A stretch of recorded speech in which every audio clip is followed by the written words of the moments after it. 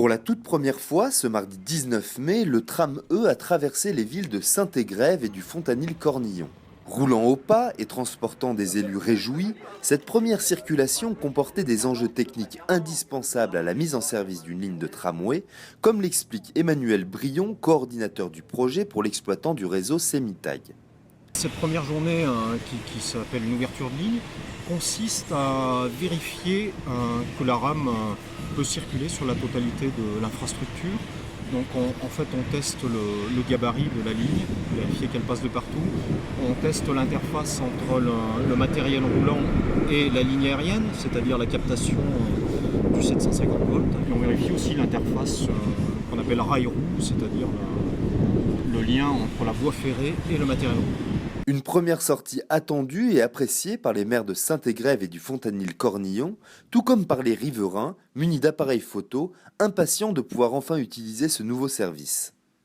C'est une réussite, mais vraiment visuellement, urbanistiquement et techniquement, ce que nous voyons ne peut qu'encourager les Saint-Égrévois à monter dans le tram. Et c'est que du bonheur. Les rues du Fontanil servent de voirie de délestage. Donc l'arrivée du tramway, c'est un autre mode de vie, une autre façon de vivre et de se déplacer et de vivre en commun. Super longtemps qu'on l'attend. Vous êtes contente?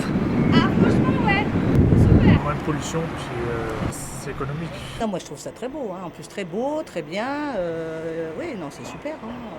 Une fois les travaux terminés, le tram E permettra de décongestionner l'agglomération en offrant la possibilité à quelques 45 000 métropolitains de parcourir chaque jour 11,5 km de ligne entre Grenoble et le Fontanil-Cornillon, comme l'indique Yann Mongaburu, président du SMTC. La ligne E, c'est une nouvelle liaison dans l'agglomération. C'est un outil aussi pour décongestionner l'une des 3 branches de l'Y grenoblois.